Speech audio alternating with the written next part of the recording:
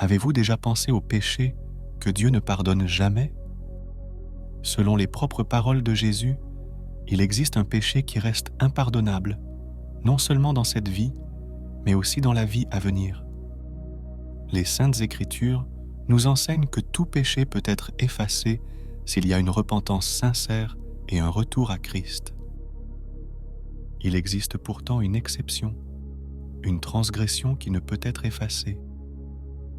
Vous serez peut-être surpris d'apprendre que ce péché n'est ni un meurtre, ni une idolâtrie, ni une trahison. Abonnez-vous à la chaîne pour continuer à explorer ensemble ces profonds mystères. Aujourd'hui, nous allons plonger dans l'une des vérités les plus choquantes révélées par Jésus, un avertissement qui a choqué ses disciples et qui continue d'être l'un des enseignements les plus difficiles à comprendre aujourd'hui. Ce péché irréversible est rapporté dans l'Évangile selon Matthieu, et l'histoire commence avec un jeune homme tourmenté par un démon, aveugle et muet, prisonnier des ténèbres et du silence. Lorsqu'il fut conduit à Jésus, une foule silencieuse regarda, avec une tension palpable, le Messie, avec la puissance du Saint-Esprit, libérer ce jeune homme des ténèbres.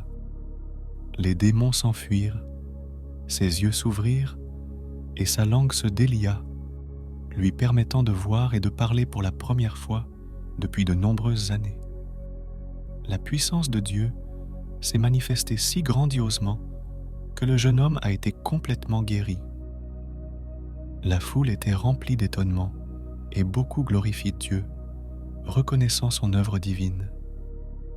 Cependant, tout le monde n'a pas réagi de la même manière.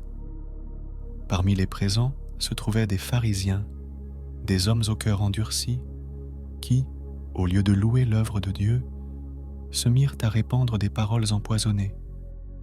Cet homme chasse les démons par la puissance de Belzébuth, prince des démons.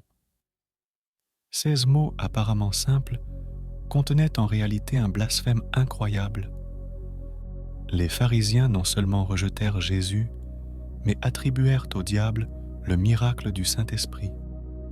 Jésus, lisant dans leur cœur, n'a pas laissé tomber l'affaire. Avec un sérieux qui fit taire tout le monde, il déclara « Tout péché et tout blasphème seront pardonnés parmi les hommes, mais le blasphème contre le Saint-Esprit ne sera pardonné ni dans ce siècle, ni dans le siècle à venir. » Ce fut l'une des déclarations les plus puissantes et les plus choquantes du Christ. Qu'en penses-tu?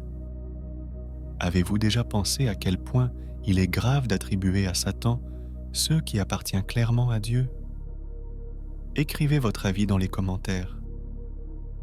Le péché des pharisiens n'était pas un simple rejet de la personne de Jésus en tant que prophète ou leader, mais un rejet intentionnel et délibéré de la véritable essence de Dieu, le Saint-Esprit.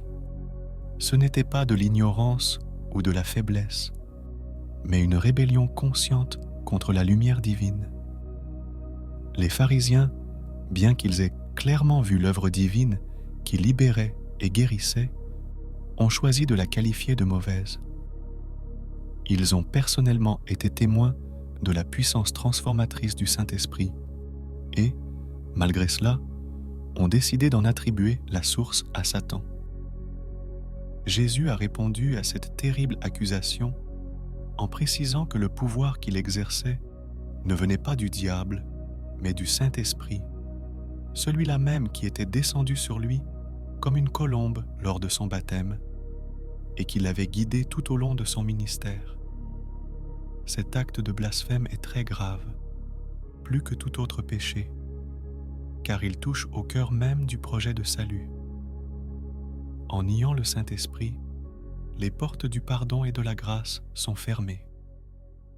Ce n'est pas un péché commis par hasard ou par faiblesse momentanée, mais le résultat d'un cœur tellement endurci qu'il rejette ce qui est clairement bon et divin. Le cœur est scellé dans un tel aveuglement spirituel qu'il ne reconnaît plus la vérité, même face à l'évidence. Dans cet état, la personne s'éloigne du salut, non pas parce que Dieu ne veut pas pardonner, mais parce qu'elle se ferme elle-même à la grâce. Jésus, en prononçant ces paroles, nous a révélé un terrible secret. Il y a un point où le cœur humain peut s'endurcir au point de ne plus pouvoir se repentir. Ce n'est pas que Dieu ne veut pas pardonner, mais la personne n'est plus capable d'accepter le pardon. C'est le véritable poids du péché contre le Saint-Esprit. Lorsqu'une personne atteint ce point, le cœur s'engourdit au repentir, comme si une armure invisible mais impénétrable l'enveloppait, empêchant tout rayon de lumière divine de le pénétrer. La distinction faite par Jésus est cruciale. Bien que les paroles contre lui, le Fils de l'homme, puissent être pardonnées, le blasphème contre le Saint-Esprit ne sera jamais pardonné.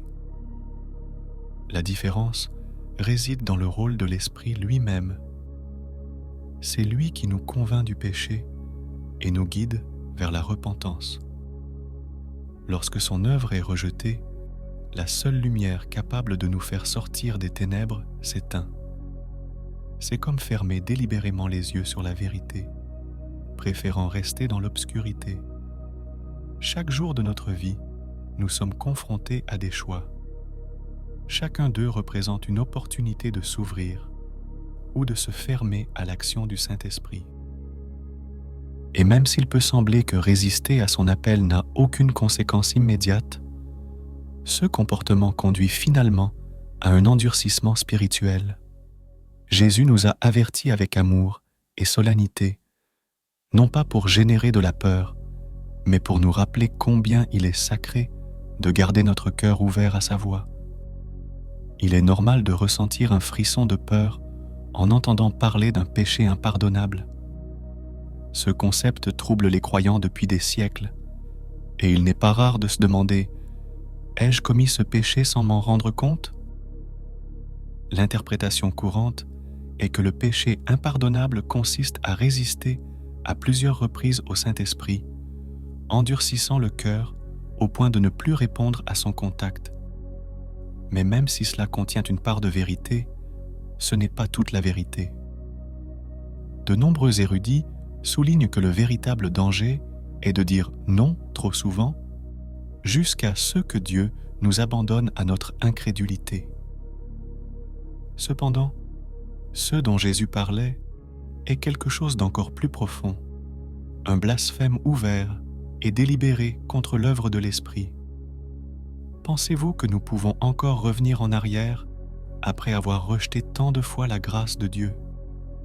Faites-nous savoir ce que vous pensez dans les commentaires. Le péché impardonnable n'est pas simplement le refus du salut, mais un acte conscient de perversion de la vérité, attribuant au diable ce qui appartient à Dieu.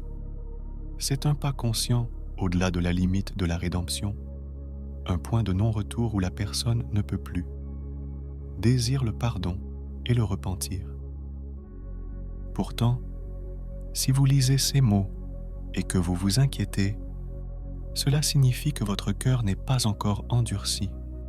La véritable insensibilité spirituelle est l'absence totale de remords et l'indifférence totale envers la grâce. Garder notre cœur ouvert, sensible et disposé à recevoir la correction de l'Esprit est ce qui nous protège du danger d'un péché impardonnable. N'oubliez pas que la vie spirituelle n'est pas marquée par l'absence de péché, mais par la capacité continue de se repentir et de rechercher la lumière de Dieu.